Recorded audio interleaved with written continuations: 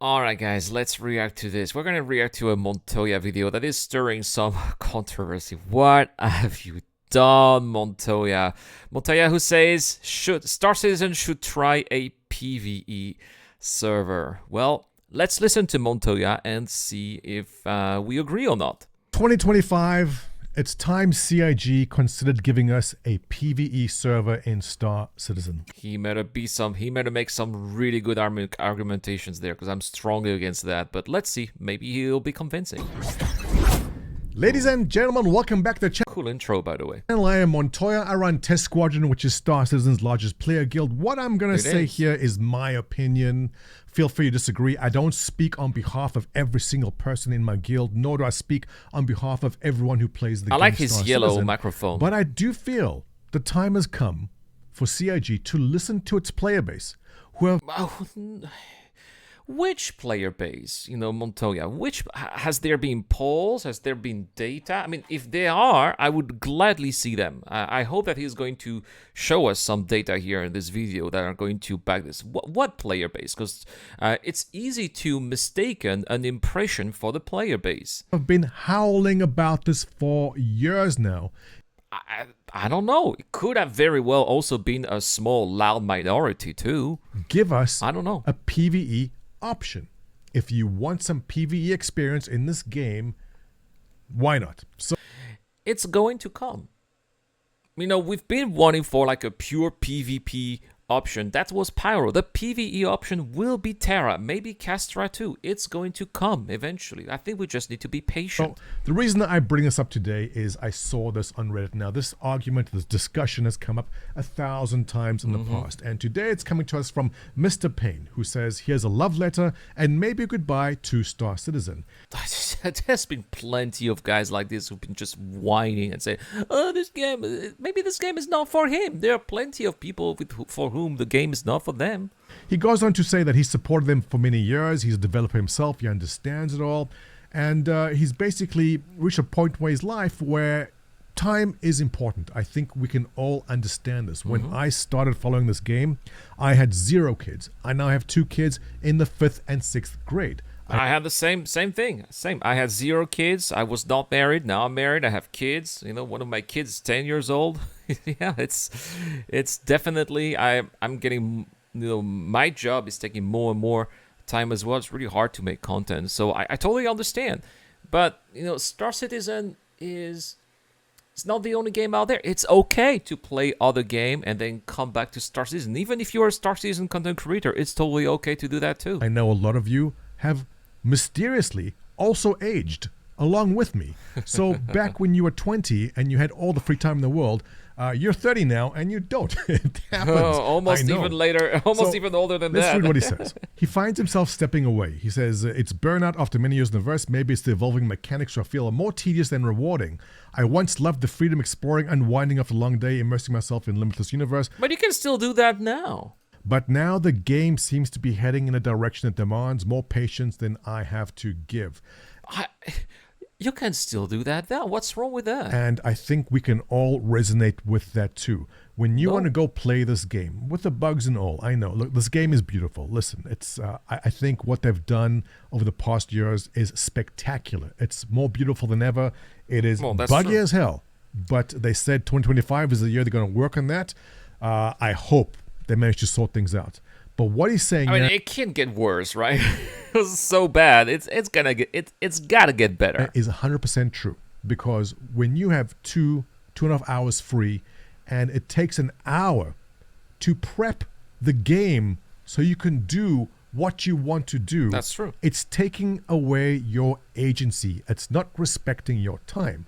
If you want to go mine an asteroid, but it takes you 45 minutes to get out of the bed, put on your kit, go buy the mining head, catch the tram, go to the terminal. Well, here's the thing. Yeah, it's part of the gameplay, but once you have it, once you have your ship, once you have your kit, once you have your equipment, once you save your position in a space station near an asteroid field, then it takes a very short time to go to whatever you're going to be going to then mine. So yeah, there is preparation time, but once it's done and you want to do it again, then you don't need to do that prep time. So that's the thing. Yeah, it's like you got to spend time in order to then be able to do the gameplay that you want to do. It's a little bit cumbersome, but then you have to think of what is your end game. Your end game is to do some mining and maybe some quantinium, and if you got everything ready, then yeah, the next time you play, you're not gonna have to do all of that. Pull up your ship, change the paint on the ship because it's gonna have the nice paint. Take off, go out of Atmel, find the spot, go mining. Some grief account blows you up, no problem. You respawn, do it all over again. It can take an hour to get where you want to go, and that is ridiculous. The game is not respecting your time, and I'm pretty sure that's what he's getting at. But that's a point. It is true that very often, though,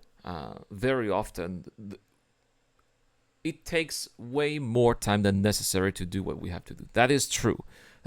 But you got to know the game. That's the thing. You've got to know the game. You've got to know what it's going to take to be ready for the next time. The first time you try out something, it's always going to take a lot of, and that can be frustrating. That can lead to a lot of people giving up. But that's also why it's a sim game. It's not something you click a few buttons on the menu and then you're going to be able to do what you're going to do. That's Arena Commander for that.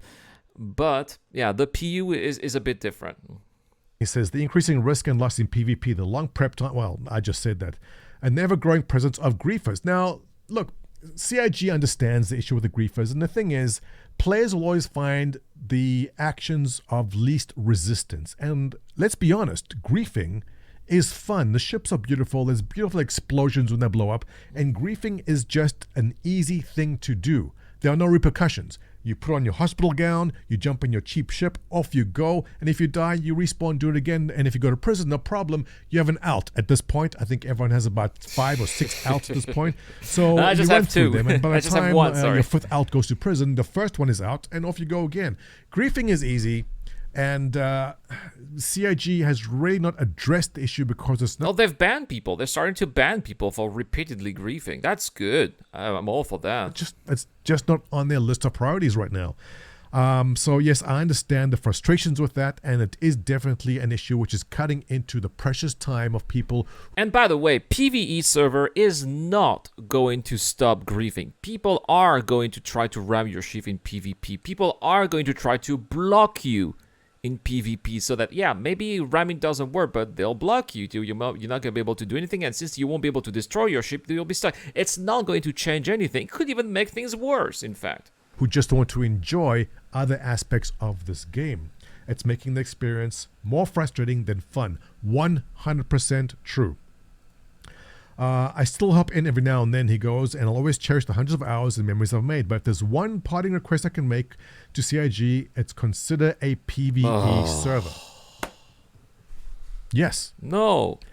What is there to lose right now if they simply spin up a PvE server where other players, their fire cannot harm you? If a player's ship shoots you, nothing happens. Only NPCs can harm you.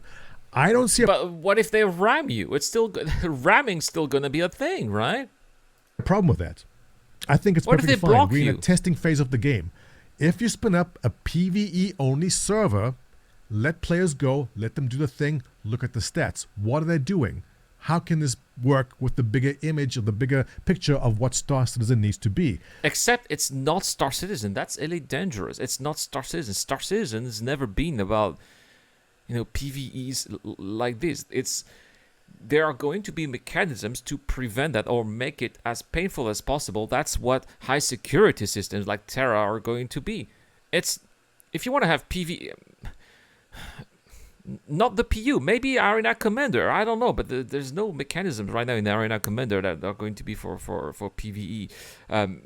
Maybe do fun missions, fun little skirmishes, PvE versus only bots, perhaps. Yeah, we should have bots in Arena Commander. We don't, but I don't see that being in the PU. It's just there will be 2 separate PUs basically. The first thing people complain about is that if it's too easy in PvE, you'll hoggle the resources, and that's unfair for the PvP crowd. And that is true. I say do what other games have done. We don't have to reinvent the wheel here, CIG. What other games do is they lock the best weapons, the best armor, the best ship paints, the best ships, whatever it is, behind the PvP content. And if you simply want to play the game low-key and not worry about that, have a PvE option. I don't see a problem with that. Especially now where we're in the testing phase, try it out. Worst case scenario is you go, okay, we've tried it, we have the info, we're going back to normal, and we're here anyway. And so naturally, and then people will complain it's gone. No.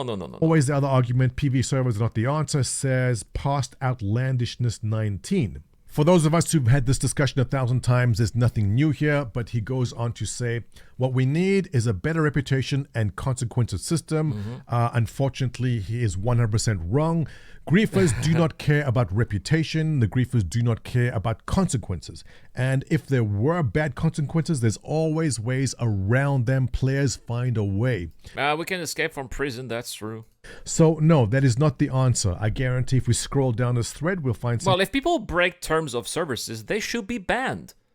It's as simple as that. And they lose their money that they spent on the game, or they lose access to the PU. They can play Arena Commander, maybe, but not the PU. When talking about what EVE does, now in EVE Online, the security system is called Concord. These ships come in and they one-shot you, which is a great solution. I wouldn't mind seeing something like that in Star Citizen, but even that is not infallible because you get ganker fleets. You and 50 friends get together in cheap ships and you can still grief and gank other ships and get blown up immediately, but still do what you need to do. There's no perfect system in this.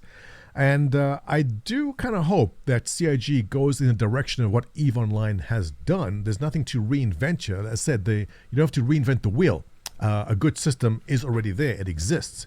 But I do want to see CIG at least experiment and try with a PvE server or at least a PvE switch, which allows you to play the game, go mining, go exploring a cave without fear of being shot or griefed by another player. It can't be that difficult to do. And especially at this early stage, we're 12 years in.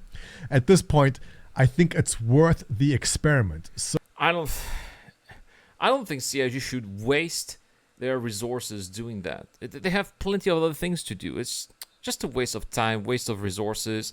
And as I say, we can always, they should give us better options to switch servers, maybe. You don't like it in your server because you got this griefer that annoys you. Go to another server, and that's basically it. That guy's not going to be there, and that's it. So for you guys on the side of a PvE server, and majority of you are, Where's the data, Montoya? Sorry, where's the data? How do you know? That's your feeling, Montoya. There's no proof. Pushing, because CIG does listen, and assuming the game mechanics do support it, I would like to see a test run for 2 or 3 months of PvE servers. See how they go. In closing, let's just read one or two of the comments. The top comment by Viorinci. Except that it's not... Star Citizen is not PvE. Now, yes, we were so that we would have our own servers, but that was at the time when Star Citizen was supposed to be Freelancer 2, which is not the case anymore. It's not feasible anymore for us to have our own servers. So would that be PvE server? I think we would just need to wait for high security systems. Saying the thing I'm sure everyone agrees about is we need something else other than combat. Stop fisting combat gameplay down our throat. And he's right. Because every single event, scripted or not, in Star Citizen has to do with you getting shot at. Oh, there's a box delivery mission, someone's going to shoot at you. Oh, you want to mine that rock? Someone will shoot at you. Oh, there's a cave, want to explore that? Well, good luck getting out because someone's going to land the ship, blow up your ship, and come in and shoot you. Yeah, but that's what... There are weapons. Ships have weapons. We have FPS weapons. So yeah, that is bound to be happening. It's always there. There's no way to avoid it. And it's part of the game. Is this what CIG wants, maybe? If it is, then I guess that's what we have. But that's exactly what... Up is saying here. He goes, I don't like the game mechanics of where this game is going. Anna V responding, absolutely on the same page. A PvE server would make things bearable, but only just. The real thing CIG needs to do is look at Star Citizen and think very hard if they want to make a realistic space sim or a fun game. And well, you can have a realistic game that's also fun. It's always been the balance I've been concerned about too. I personally feel at this stage, put in some fun. That's what I think. But let me know what you think. Your comments below are appreciated. As much as I appreciate Montoya, I disagree with a lot of what he says here. And also, I don't like it when things get too fun. We see that with Skull and Bones, for example, where they try to do it at the detriment of realistic aspects of the game that were original, the vision that they had originally. It's such a shame. And in the end, it's a lose-lose situation. They should not compromise realism for fun. Even if some people are not going to be happy with that, they should stick to their vision, because if you try to please everyone, in the end you end up pleasing nobody. Anyway, that's all for this video. Great discussion here from Montoya. I love this. I love these talks. I love to disagree with people as well. So if you guys also disagree with me, please let me know in the comment section down below. That's all for this video. Thank you so much for watching, guys. I'll see you guys in the next one. Cheers.